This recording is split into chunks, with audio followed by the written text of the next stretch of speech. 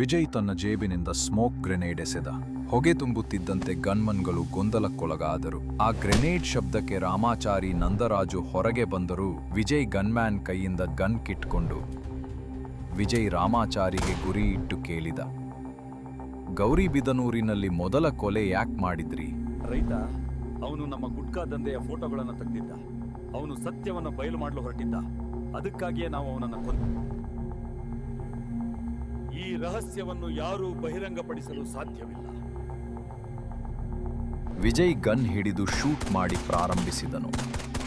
ಸುರಂಗವು ಮಿಂಚು ಮತ್ತು ಗುಂಡುಗಳ ಶಬ್ದದಿಂದ ತುಂಬಿತ್ತು.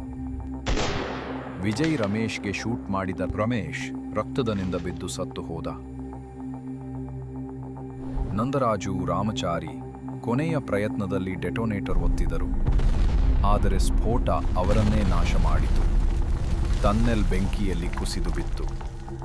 ಹೊಗೆಯ ನಡುವೆ ವಿಜಯ್ ಒಬ್ಬನೇ ಬದುಕಿ ಹೊರಬಂದ. ರೈತನ ಸಾವು ಗಡಿ ಸತ್ಯ ಈಗ ಹೊರಬಂದಿತ್ತು. ಆದರೆ ವಿಜಯ್ಗೆ ಇನ್ನೊಂದು ಪ್ರಶ್ನೆ ನೆನಪು ಆಯಿತು. ನಂದರಾಜು ಹೆಸರಿನಲ್ಲಿ ಸತ್ತ ವ್ಯಕ್ತಿ ಯಾರು?